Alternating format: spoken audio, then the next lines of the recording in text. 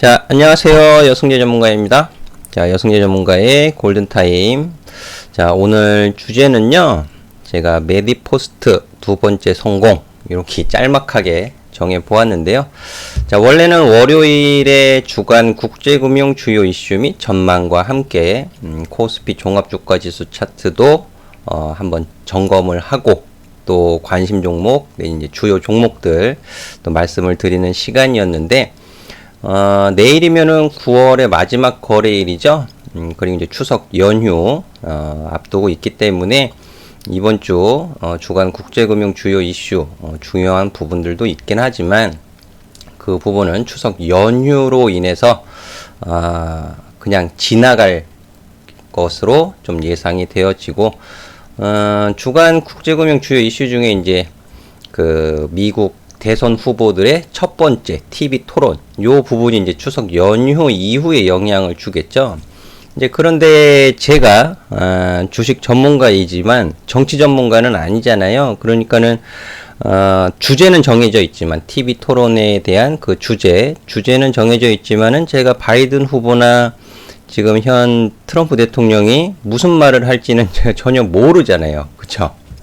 그렇기 때문에 뭐 쓸데없는 영양가 없는 전망 이런 부분을 해드릴 필요는 없겠다라고 생각이 되어지고, 대신에 제가 코스닥 150 종목들, 그리고 이 코스닥 시장 내에서 많은 제약바이오 기업들 제가 다 다루는 것은 아니고, 제가 HLB 처음으로 말씀을 드린 이후에 주가 상승이 100% 이상 또 상승하는 성공적인 주가 상승이 있었죠. 그 이후에 제가 두 번째로 메디포스트에 대해서 매수 관심 조정시, 저항이 눈에 빤히 보이는 곳에서 매수하지 마시고 좀 여유를 가지고 조정시 분할 매수 접근을 하시면 좋겠습니다 라고 의견을 드렸던 때가 8월이잖아요. 8월 이후에 또 오늘 급등하는 모습을 보였는데, 그래서 HLB 이후에 두 번째 성공 흐름을 보일 것이냐, 요 부분 관심 갖고 보실 수 있는 부분들, 또 시세 흐름 체크 같이 해 드리도록 할 테니까 끝까지 잘 봐주시면 좋겠고, 또 도움이 되셨다면, 이미 8월에 관심을 갖고 보셨던 분들은 분명히 도움이 되셨을 거예요. 분명히 도움이 되셨을 것이고, 제 영상을 꾸준히 구독을 누르시고 꾸준히 보시는 분들은 분명 도움이 되실 겁니다.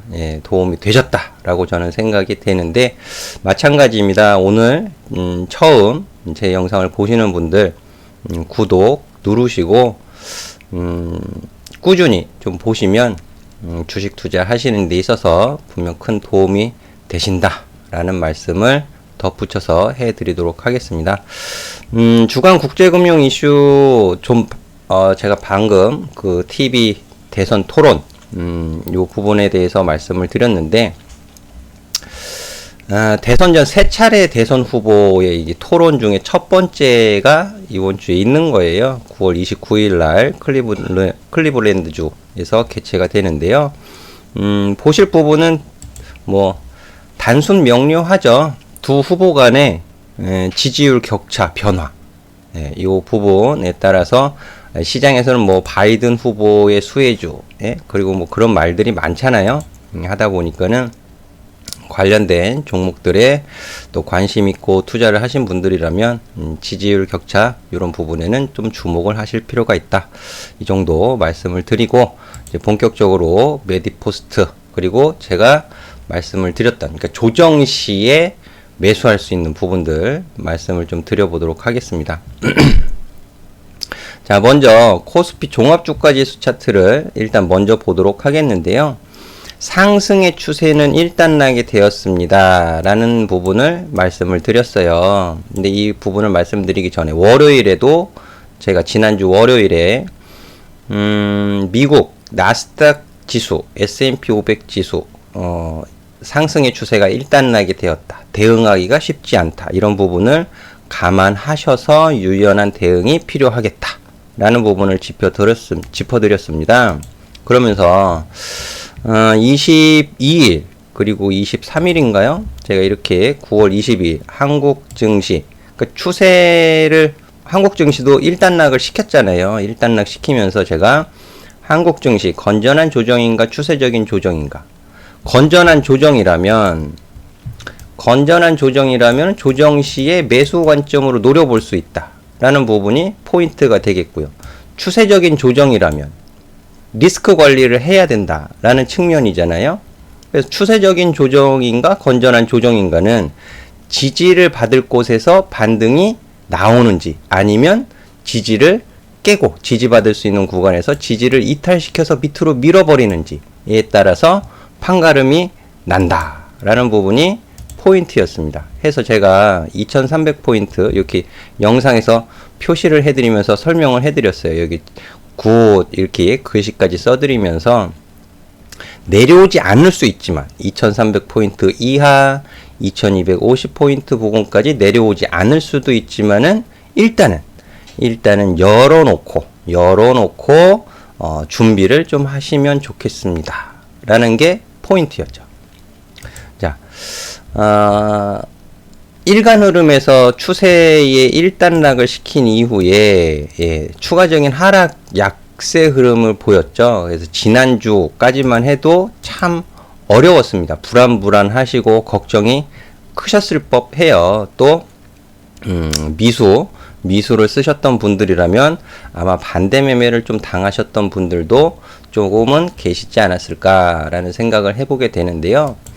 주간 흐름으로 돌려놓고 보시면 내려오지 않을 수도 있지만 결국에는 결과적으로는 내려왔었습니다. 내려왔었고 요 부분이 일간 흐름에서 금요일 날 이 음봉 갭 하락 음봉의 종가 부근에서 아래 꼬리가 달리면서 살짝 마감을 시켜놨고 상승 마감이죠. 음봉이지만 상승 마감이잖아요. 종가 기준으로는 0.27% 강보합세 조금 민망하긴 하지만 근데 종목별로는 3일선 위로 올라타는 종목들이 금요일날 꽤 보였다입니다.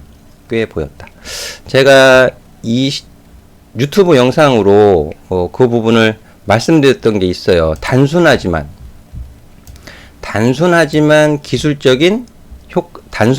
효과적인 기술적인 매수 공략 방법을 바로 그 다음날 이 9월 23일날 말씀을 드렸어요. 제가 실제 자화전자를 우리 아카데미 회원님들과 어떻게 공략을 해서 수익을 냈는지 이런 부분들 설명을 드리면서 최소한 3일선을 올라타는 모습을 좀 확인하고 매수를 하시면 주식 초보자분들 좋겠습니다. 단순하지만 효과적인 매수 공략 방법이다. 최소한 3일선 올라타는 곳을 확인하고 공략을 하면 좋겠다 라는 것을 강조해서 23분 동안 말씀을 드렸는데, 자, 그 부분이 일단 코스피, 메디포스트는 코스피 종목은 아니지만 코스피 종합주가지수가 지난주 내려오지 않을 수도 있지만 내려올 수 있는 부분까지 내려왔었고, 금요일날 좀 민망하긴 하더라도 아래꼬리 달면서 그래도 음봉이지만 상승 마감을 했고, 또 개별 종목들 중에서는 3일선 위로 올라타는 종목들이 꽤 보였다. 그러면 공략할 수 있는 기술적인 저가 반발 매수를 좀 기대하면서 공략할 수 있는 부분들이 일부 보였다라는 부분이 되겠죠. 네. 그리고 사실 이번 주는 거래일이 2거래일밖에 안 되잖아요. 오늘 이미 장 종료가 되었고, 이제 내일이면은 9월 마지막 거래일이 되는데, 따라서 이 주봉 차트상에서의 이번 주 캔들은 큰 의미를 갖기에는 조금 어려울 것 같습니다. 오히려 지난주 9월 셋째 주에 이 음봉의 종가가 보다 중요한 기준 역할을 할 수가 있다 라는 말씀을 먼저 해드리도록 할게요. 자, 이런 부분들 참고 삼으셔서 이제 종목들 대응하시는데 좀 잘 대응을 하셨으면 좋겠다라는 말씀을 드리도록 하겠고, 자, 그럼 메디포스트 보도록 하겠습니다. 자, 메디포스트 일간 흐름으로 가볼게요. 일간 흐름 가면 제가 방금 말씀을 드렸죠. 지난주 금요일 지수는 지수는 코스피, 코스닥 양지수 모두 좀 불안불안했던 것은 사실이잖아요. 하지만 종목별, 개별 종목상에서는 3일선 위로 올라타는 모습이 보였다라는 부분이죠. 자, 요 부분. 제가 자화전자, 23일날 자화전자를 가지고 설명드렸던 게 23일이잖아요. 조정 이후에 최소한 3일선을 올라타는 것을 확인하고 매수하시면 좋겠습니다. 라는 걸 말씀을 드린 게 자화전자였습니다. 그럼 똑같이 메디포스트를 봤을 때, 그리고 메디포스트를 가지고 제가 8월에 말씀을 드리면서, 8월에 말씀을 드리면서, 자, 이 6월의 고점 부분, 저항이 빤히 눈에 보이는 구간에서 적극적으로 매수할 이유가 없고 좀 여유를 가지고 분할 매수하시면 좋겠습니다. 라는 말씀을 드렸잖아요. 자, 그것도 이제 8월에 말씀을 드린 내용인데, 자, 요렇게 표시가 되어 있어요. 그죠? 똑같잖아요. 네, 여기에서 외국인 매수, 대량 거래량 긍정적으로 볼 수가 있겠지만, 저항이 보이는 구간에서 적극적으로 매수할 이유가 없고, 여유를 가지고 조정 시에 좀 분할 매수 관점으로 보시면 좋겠습니다. 그래서 아카데미 회원님하고 이제 유료 회원님들은 수익을 일부 좀 챙겼어요. 챙기고 또 재매수 공략을 하고, 역사적인 바닥 구간 말씀을 드렸습니다. 자, 그리고 메디포스트 두 번째 성공 흐름을 선물로 우리 투자자분들한테 줄 것이냐라는 부분.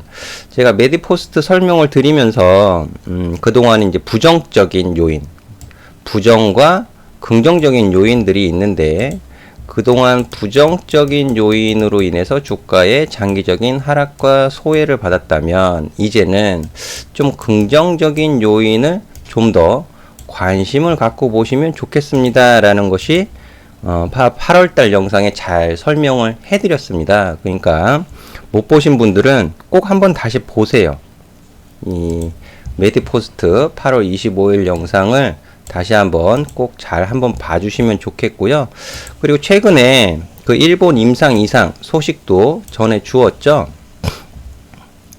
자, 요 부분에 있어서 제가 셀트리온도 그렇고 제약바이오 기업도 분석하기 어렵습니다. 하지만 투자자라면 임상, 파이프라인 또 이 부분들이 어떻게 진행이 되고 있는지 확인하는 것쯤은 기본입니다. 라는 설명을 해드린 적도 있습니다.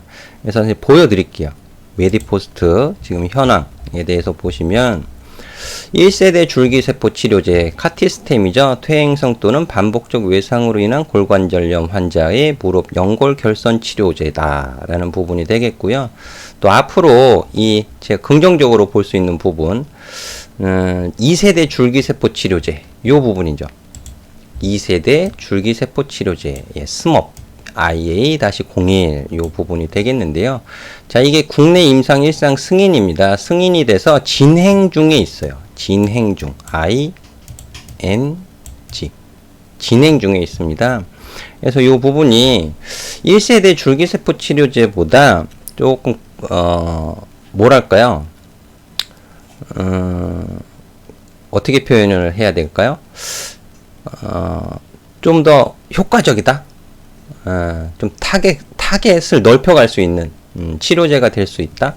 이런 부분들 해서 글로벌 진출에 조금 더 적합한 제품이 될 수 있다. 라는 부분. 그리고 올해 일상 임상이 종료될 것으로 보여져요. 그리고 그러면 일상이 종료가 되면 그 결과는 내년 2021년 내년 상반기에 그 결과를 받아볼 수가 있겠죠. 그러면 그 결과가 긍정적이다라고 치면 긍정적인 결과로 인한 수출, 기술 이전, 기대감도 덩달아 생길 수가 있겠죠. 예.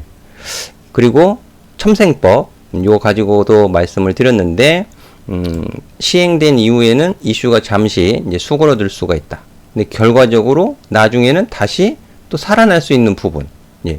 그게 요겁니다. 스멉-IV-01 요 부분인데요. 당뇨병성 치료제. 당뇨병성 신증 치료제. 요 부분이 되겠는데요.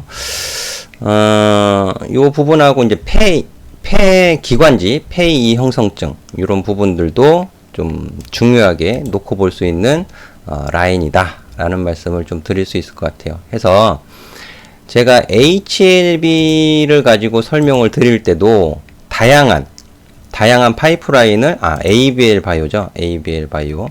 다양한 파이프라인을 가지고 있고 그 다양한 파이프라인으로부터 나오는 긍정적인 소식들이 동사 주가의 상승 흐름으로 연결될 가능성, 이런 부분들을 설명을 드렸던 부분이 3월이었잖아요. 마찬가지입니다. 메디포스트도.